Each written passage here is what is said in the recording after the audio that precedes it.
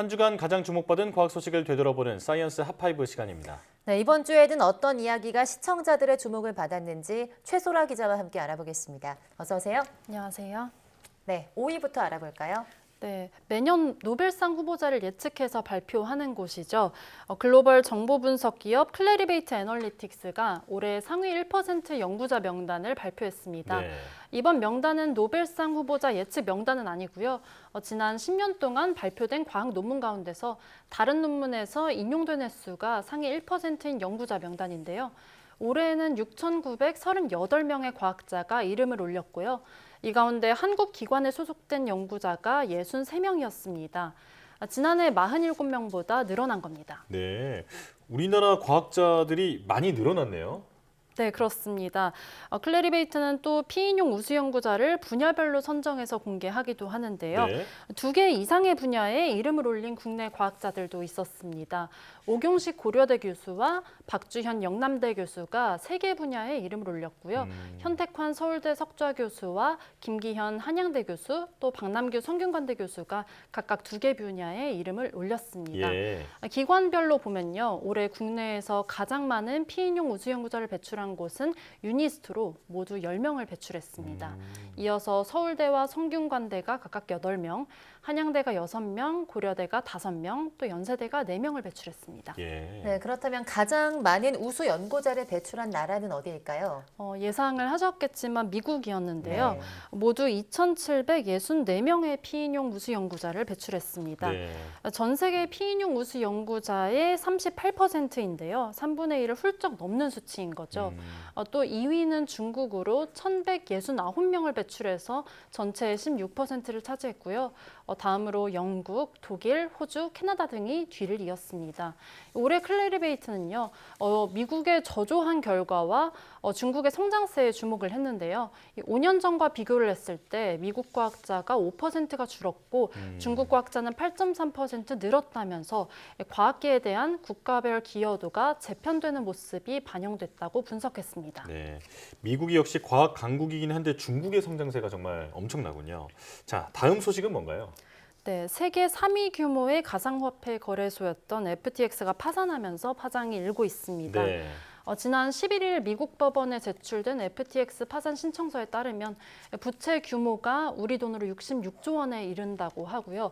채권자는 10만 명에서 많으면 100만 명까지 달할 수 있다고 추정됩니다. 네, 이게 지금 가상화폐 거래소 전반의 위기로 확산하고 있는 것 같은데요.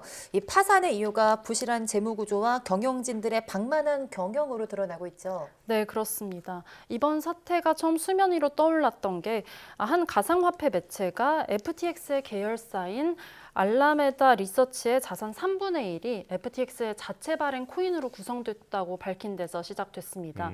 이 알라메다는 이 자체 발행 코인을 담보로 실물 자금을 조달해서 다시 자체 발행 코인을 사는 방식으로 코인 시세를 올린 것으로 나타났습니다.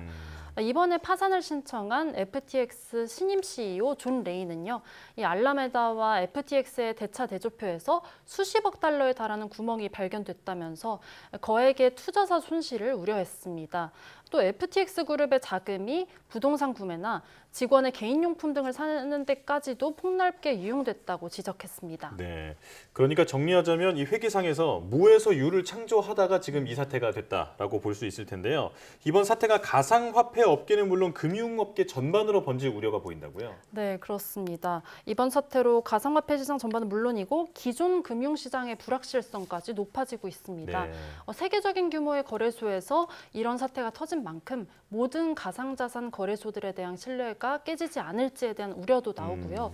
또 일부 가상화폐 대출업체는 비정상적인 인출 요청으로 신규 대출과 환매를 중단한다고 밝히는 등 이런 실질적인 유동성 위기도 겪고 있습니다.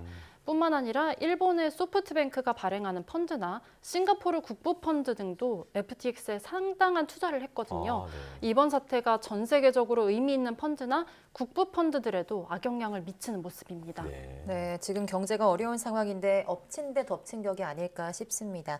다음 소식도 알아볼까요? 네, 양자 기술은 지난달 12대 국가 전략 기술로 선정된 국가 차원의 미래 먹거리로 꼽히죠. 양자 기술은 양자 컴퓨터나 정밀한 양자 센서, 또 막강한 암호 기술 개발에 활용될 것으로 기대되고 있는데요. 이런 가운데 양자 암호 기술에서 국내외 공동 연구진이 의미 있는 연구 결과를 내놓았습니다. 이 양자 암호 기술은 양자 컴퓨터로도 깨기 어려운 것으로 여겨져서 차세대 초강력 암호 기술로 주목을 받는데요. 이 에트리 등 공동 연구진이 양자 암호 기술을 양자 컴퓨터로 공략할 수 있는 방법을 찾았습니다. 이번 연구 대상이 됐던 양자 암호 문제가 선형 잡음 문제라는 건데요. 이 연구팀은 양자 컴퓨터로 풀 수 있는 부분이 있다는 점을 밝히고요. 얼만큼의 양자 컴퓨터가 있어야 암호를 깰 수 있는지 계산하는 데 성공했습니다.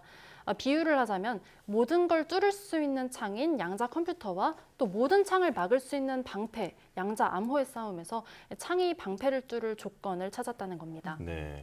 이런 비유에서 사실 모순이라는 말이 나온 건데 정말 이 상황이 모순 같다는 생각이 듭니다. 자, 그렇다면 양자 암호 기술이 사실 그동안 생각했던 것보다는 생각보다 강력하지 않을 수 있다라는 말인 거잖아요. 현재로서는 그런 의미도 가질 수가 있습니다.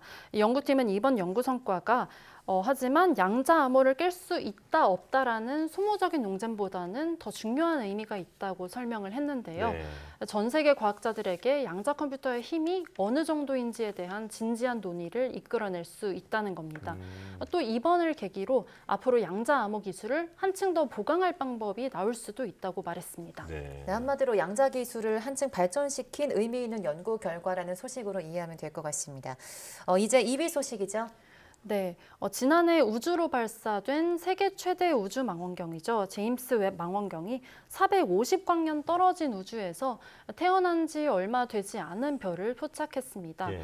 태어난 지 10만 년 된 원시별인데요. 사람 나이로 치면 신생아 단계입니다. 이 공개된 모습을 보면 파란색과 주황색 먼지가 모래시계의 형태를 띠고 있습니다. 이 원시별 주변으로 뿜어진 에너지가 우주 먼지와 부딪혀서 빛이 뿜어지는 겁니다. 별 자체는 주변 물질들을 빨아들이고 있는 상태여서 직접 관측되지는 않고요. 검은 띠로만 보이는데요.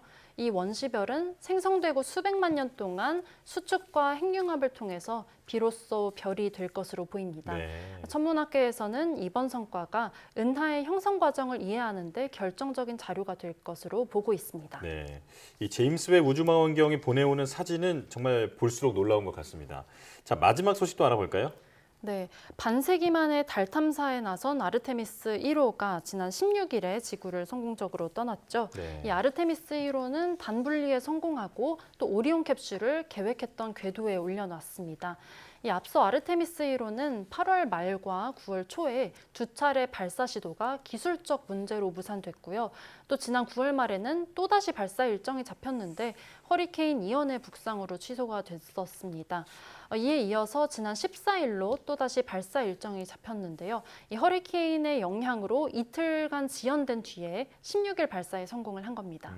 예, 이 오리온이 지구 사진을 찍어서 보내오기도 했다고요. 네, 그렇습니다. 발사된 지 약 9시간 만에 오리온은 지구에서 9만여 킬로미터 떨어진 곳에서 사진을 보내왔는데요. 이 어둠 속에서 푸른색으로 빛나는 지구가 뚜렷하게 담겼습니다. 네. 이번 사진은 1972년에 아폴로 17호가 보내온 사진 이후에 50년 만에 사람을 태우도록 설계된 우주선이 지구로 전송한 사진으로 기록이 됐습니다. 이 아르테미스는 이번에는 마네킹 3구를 태우고 달로 향했는데요. 앞으로 있을 2호와 3호 발사 때는 실제 사람을 태우고 갈 계획입니다. 네. 2차 발사 때는 사람이 달 궤도를 들렀다가 지구로 귀환을 하고요. 또 3차 발사 때는 사람 2명이 달에 착륙을 합니다. 미 나사는 유인 달 착륙을 통해서 앞으로 달을 거점으로 삼아서 화성으로 나아가겠다는 목표입니다. 네. 이번 아르테미스 프로젝트에는 우리나라도 깊게 관여하고 있잖아요. 네, 앞으로 좋은 성과가 나왔으면 좋겠습니다. 자, 사이언스 핫파이브 최소라 기자와 함께했습니다. 고맙습니다. 감사합니다.